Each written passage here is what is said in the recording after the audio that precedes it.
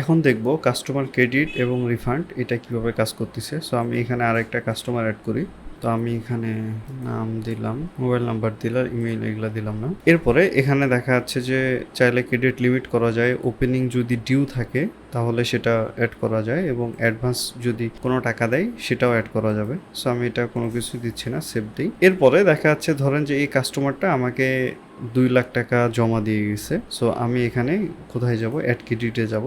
যাওয়ার পরে আমি কাস্টমার নাম ধরে সার্চ দিব, দিলে আমার এখানে চলে আসবে। এরপরে কাস্টমার আমার কাছে কত টাকা জমা দিচ্ছে, তো আমি এখানে 2 লাখ টাকা জমা করতেছি। এটা ক্যাশে দিছে, ডেটটা আপনি এখানে চাইলে চেঞ্জ করতে পারবেন এবং অ্যাড ক্রেডিট দিলাম। সো অ্যাড ক্রেডিট দিলেই দেখা যাচ্ছে যে আমার এখানে এটা আলো করে দিই, আমার এখানে দেখা যাচ্ছে 2 লাখ টাকা অ্যাডভান্স জমা হয়ে গেছে। এরপরে দেখা যাচ্ছে এই কাস্টমারটা যদি কোনো একটা প্রোডাক্ট কিনে, সাপোজ আমি আইফোন একটা নিলাম, তো এখানে 1,40,000 টাকা আমার যাবে। তো আমি এখান থেকে কাস্টমার সিলেক্ট করি, তাহলে এখানে আমার ডিটেলস দেখাচ্ছে যে কাস্টমারের কত অ্যাডভান্স আছে এবং অ্যাভেলেবেল কত আছে। তো আমি এখানে চেক আউটে যাই, গিয়ে আমি এখন যেহেতু কাস্টমারের ব্যালেন্স থেকে আমি সেল করবো, আমি ক্রেডিটে সেল করব, যে তার যে ব্যালেন্স আছে, ঠিক আছে, এই ব্যালেন্স থেকে সেল হবে। তো এখানে আমি পুরো অ্যামাউন্টটাই এখান থেকে দিলাম। এরপর আমি কমপ্লিট সেল দিলাম, তাহলে এখানে দেখতে পাচ্ছেন এটা পেইড হয়ে গেছে এবং কাস্টমার ব্যালেন্স থেকে কিন্তু এটা চলে গেছে। এরপর আমি যদি আবার কাস্টমার্সে যাই, তাহলে এখানে দেখবো যে তার কাছে 60,000 টাকা এখন অ্যাডভান্স আছে। এখন দেখা যাচ্ছে যে এই প্রোডাক্টটা কেনার পরে কাস্টমার বলতেছে যে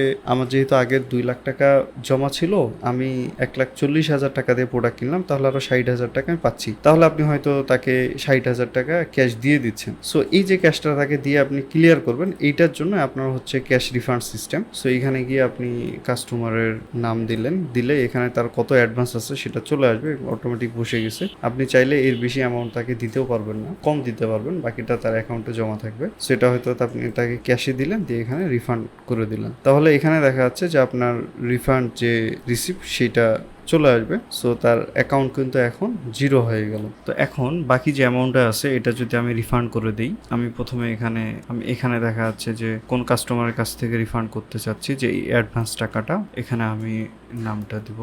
তাহলে এখানে টোটাল অ্যামাউন্টটা যেটা আছে এটা আছে, আমি পুরো অ্যামাউন্টটাই রিফান্ড করে দিচ্ছি, রিফান্ড ক্যাশ। এরপর আমি যদি রিফান্ড ক্যাশে দিই, তাহলে এখানে দেখাবে যে হ্যাঁ ফুললি রিফান্ড, এবং এখানে দেখা যাচ্ছে যে অ্যামাউন্ট সেটেল, ফুললি সেটেল, এখানে কোনো অ্যাডভান্স নেই। তো এখন যদি আমি রিলোড দিই, মানে রিলোড দেওয়ার পরে, তো এখন দেখেন যে এখানে ব্যালেন্স 0 হয়ে গেছে। এবং এখানে আপনি যদি এখন ক্রেডিট হিস্টোরিতে যান, তাহলে এখানে ক্রেডিট হিস্টোরিটা আপনি দেখতে পারবেন যে টোটাল কত ক্রেডিট অ্যাড করা হয়েছিল। এবং এখানে যদি রিফান্ড হিস্টোরিতে যান, তাহলে দেখা যাচ্ছে টোটাল কত রিফান্ড করা হয়েছিল, টোটাল এখানে হিসাবটা চলে আসবে এবং ফাইনালি কাস্টমারের ব্যালেন্স হচ্ছে 0। এবং এইটা যদি দেখা যাচ্ছে যে নিচের যে সেলস রিপোর্ট আছে, এইখানেও দেখা যাচ্ছে কাস্টমারের যে স্টেটমেন্ট আছে, এইখানে গেলেও আমরা টোটাল হিস্টোরিটা দেখতে পারবো।